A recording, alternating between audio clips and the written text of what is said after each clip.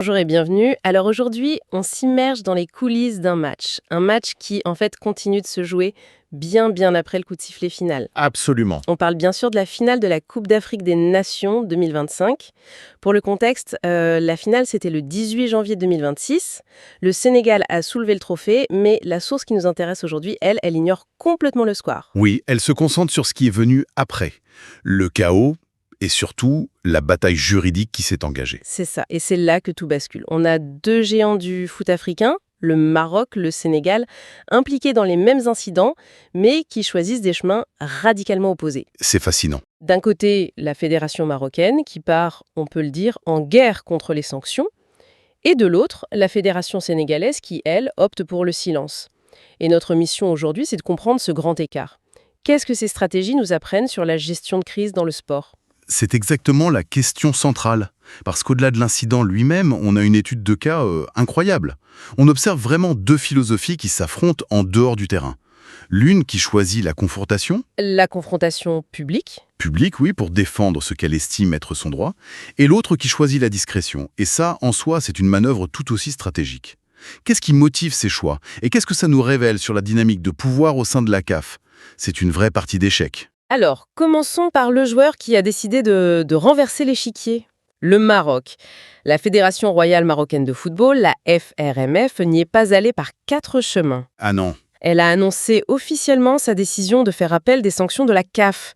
Ce n'est pas juste un petit mécontentement, c'est une déclaration de guerre juridique. Et pour comprendre la portée de cette déclaration, il faut vraiment regarder les mots qu'ils ont choisis. Leur communiqué, c'est une pièce maîtresse de communication de crise. Ils ne se contentent pas de dire « on n'est pas d'accord ». Non, c'est bien plus fort que ça. Ils affirment que les sanctions, et je cite, ne sont pas proportionnelles à la gravité et à la dangerosité des faits constatés. Gravité et dangerosité, les mots sont extrêmement forts. Exactement. Ils ne contestent pas juste la punition, là, ils redéfinissent complètement l'incident. D'après leur version, il y a eu un retrait temporaire du camp sénégalais, un envahissement de la pelouse, des actes de vandalisme. Le mot final qu'ils utilisent, c'est « chaos ». C'est ça.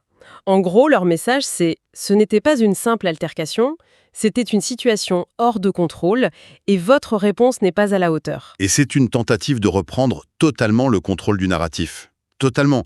En utilisant un mot comme dangerosité, la FRMF ne se positionne plus en fédération sanctionnée, mais presque en victime. Victime d'une situation mal gérée. Voilà. Elle déplace le débat. On n'est plus sur le terrain disciplinaire du « avez-vous commis une faute ?», mais sur celui de la sécurité. C'est très habile. Et la source précise que ce n'est pas qu'une déclaration à la presse. Non, c'est une démarche très formelle. La FRMF a saisi la CAF via une correspondance officielle, du président au président. C'est le plus haut niveau. C'est le niveau d'alerte maximal. Ça signifie que pour eux, l'enjeu dépasse une simple amende. C'est une question de principe, d'honneur. Et ils veulent que ça se règle au sommet. Et c'est là qu'un détail, un petit détail presque glissé en passant dans notre source, vient tout complexifier. Ah oui, je vois où vous voulez en venir. On apprend que cette annonce d'appel, elle intervient après que la CAF a déjà rejeté le recours introduit par la partie marocaine. C'est le point fondamental. Attends, ça veut dire qu'ils ont déjà essayé de contester une première fois, en interne, et qu'on leur a dit non. Alors pourquoi, après ce premier échec, rendre l'affaire publique ? Ça semble contre-intuitif. C'est un point absolument fondamental. Ça change toute la lecture de leur stratégie. Ce n'est plus une simple réaction, c'est une escalade. Une escalade délibérée face à un refus. Et on peut l'interpréter comment, cette escalade ? On peut y voir plusieurs choses. La première, c'est un peu la politique de la terre brûlée. En gros, puisque vous ne nous écoutez pas en privé, on va porter le débat sur la place publique. On va mettre la pression sur votre institution. C'est une façon de forcer la CAF à réexaminer le dossier, sous le regard des médias. C'est un pari risqué, parce que ça peut être vu comme un défi direct à l'autorité de la CAF. Mais ça peut aussi être un signe de confiance en leur dossier, non ? Comme s'ils disaient « notre argumentaire est tellement solide qu'on n'a pas peur de le défendre publiquement ». C'est la deuxième lecture possible, une démonstration de force. La FRMF signale qu'elle a les ressources, juridiques, politiques, médiatiques, pour mener une longue bataille, qu'elle ne se laissera pas faire. C'est un message pour le futur aussi. Exactement. C'est un essai-être attention, contester une décision contre nous ne sera jamais une mince affaire. Dans tous les cas, cette stratégie transforme une affaire disciplinaire en un test politique pour l'autorité de la CAF. Et pendant que toute cette machine se met en branle à Rabat, avec les communiqués, les lettres présidentielles, de l'autre côté, à Dakar, c'est le calme plat. Le silence radio. Un silence qui est presque plus parlant que tout le bruit marocain. C'est ça le contraste le plus saisissant. C'est le jour et la nuit, vraiment. La source est très laconique mais très claire à ce sujet. La Fédération sénégalaise de football, la FSF, a choisi de ne pas faire appel. Point. Point final. Pas de communiqué enflammé, pas de contestation, rien. On a donc un dossier, 2 impliqués et 2 stratégies qui sont le miroir inversé l'une de l'autre. Le silence de la FSF est une décision stratégique en soi. Il faut essayer de la décrypter. Alors, la première idée qui vient, c'est peut-être la plus simple. Ils sont d'accord avec les sanctions. Ou alors elles étaient vraiment minimes. C'est l'hypothèse de base, oui. L'analyse coût-bénéfice. Si les sanctions étaient négligeables, pourquoi dépenser du temps, de l'argent, du capital politique dans un appel? C'est pragmatique. C'est une décision purement pragmatique. Mais je pense qu'on peut aller plus loin. Cette retenue peut aussi être lue comme une posture de force, celle du vainqueur. Une posture de force? Comment ça? On pourrait penser que ne rien dire, c'est accepter. Donc c'est une forme de faiblesse. Pas nécessairement. Imaginez la situation. Vous venez de gagner la CAN. Vous êtes le champion. D'accord. Votre adversaire, le perdant, se lance dans une guérilla juridique. En choisissant de ne pas répondre, la FSF peut implicitement dire « Nous, on a gagné sur le terrain Et c'est tout ce qui ». compte. C'est la seule chose qui compte. On ne se laissera pas entraîner dans des polémiques qui visent à ternir notre victoire. Notre trophée est notre réponse. C'est la stratégie du champion qui reste au-dessus de la mêlée. Tout à fait. Il refuse de donner à son adversaire une deuxième arène où se battre. Il garde le contrôle du narratif en se concentrant sur la célébration, sur l'avenir, et il laisse le Maroc s'agiter tout seul. C'est une sorte de diplomatie par l'indifférence. Et j'imagine que c'est bien perçu par la CAF, ça. Et c'est la 3e lecture, la plus politique. En acceptant la décision de la CAF, même si elle n'est pas parfaite à leurs yeux, la FSF se positionne en bon élève, en partenaire qui respecte les institutions. Il marque des points pour plus tard. C'est une façon d'accumuler du crédit, du soft power. Quand viendra le temps de négocier pour organiser un tournoi, pour un poste dans une commission, ils pourront rappeler leur attitude constructive. Le Maroc choisit la confrontation, qui peut payer, mais qui brûle des ponts, Et le Sénégal choisit la coopération. qui construit des relations sur le long terme. Ce sont 2 visions de l'influence. Le silence sénégalais n'est donc pas une absence de stratégie.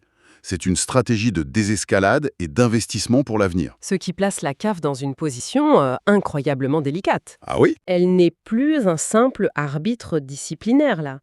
Elle est au centre d'un jeu de pouvoir entre 2 de ses membres les plus influents. C'est un véritable casse-tête pour la présidence de la CAF. D'un côté, vous avez le Maroc, un poids lourd politique, économique, Qui organise beaucoup de compétitions énormément, et qui investit massivement. mais qui là conteste ouvertement votre autorité. Si vous cédez à leur appel, vous risquez de paraître faible. Et de créer un précédent. Exactement. Ou n'importe quelle fédération mécontente pourra faire pression publiquement. Votre commission de discipline perd toute crédibilité. Et si vous tenez bon et que vous confirmez les sanctions, Si vous rejetez l'appel, vous affirmez votre autorité, c'est vrai, mais vous vous mettez à dos une fédération puissante. Et ça peut avoir des répercussions bien au-delà de ce dossier. Et pendant ce temps, vous avez le Sénégal, le champion en titre, qui joue le jeu, le bon élève. le bon élève. Ignorer leur posture coopérative pour céder au Maroc enverrait un message désastreux, que la confrontation paie plus que le respect des règles. La décision finale ne sera donc pas que juridique. Elle sera éminemment politique et très révélatrice de l'équilibre des forces dans le football africain. Alors si on prend un peu de hauteur, qu'est-ce que tout ça signifie pour le foot africain dans son ensemble? On sent bien que les répercussions vont au-delà de ce match. Absolument. La source mentionne que le dossier suscite de nombreuses réactions. Et c'est logique, parce que chaque fédération du continent regarde cette affaire en se demandant « Et si c'était nous demain ?» C'est vrai. L'issue de cet appel va créer un précédent majeur. Il va définir un peu les règles non écrites de la contestation. Est-ce que la voie à suivre, c'est la pression juridique et médiatique, à la marocaine? Ou celle de la diplomatie en coulisses? Supposément à la sénégalaise, oui. Ça va donc influencer la manière dont les conflits seront gérés à l'avenir. Et ça touche au cœur de la gouvernance du sport. Exactement. On assiste peut-être aussi à un choc de cultures institutionnelles. Certaines fédérations, par leur histoire, leurs moyens, ont une approche très structurée, très juridique, et n'hésitent pas à aller au contentieux. D'autres privilégient une culture du consensus, de l'arrangement, de la négociation plus informelle. Et puis il y a le pouvoir, tout simplement. Et enfin, il ne faut pas être naïf, c'est une question de pur pouvoir. Une fédération ne se lance là-dedans que si elle pense avoir une chance de gagner, soit par la force de son dossier, soit par le poids de son influence.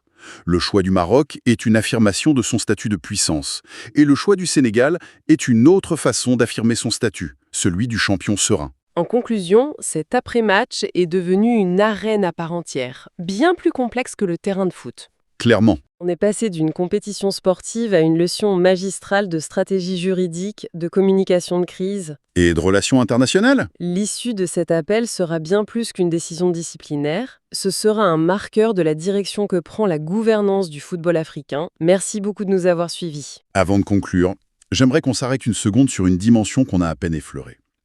On a parlé stratégie, institutions, communiqué, le monde des costumes-cravates, si on veut. Oui. Mais au départ de tout ça, il y a des hommes en short, des footballeurs. Que pense le joueur marocain, celui qui est sanctionné, en voyant sa fédération remuer ciel et terre pour lui ouvrir?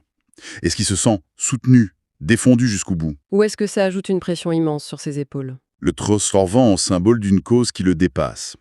Et à l'inverse, que ressent le joueur sénégalais, peut-être lui aussi sanctionné, en voyant sa fédération clore le dossier? Est-ce un soulagement ou un sentiment d'abandon? L'impression qu'on a préféré la paix des institutions à la défense de son honneur? C'est une excellente question. La question qui reste, c'est celle-ci. Est-ce que la logique froide de la stratégie d'une fédération est toujours en phase avec le cœur chaud de ceux qui étaient sur le terrain?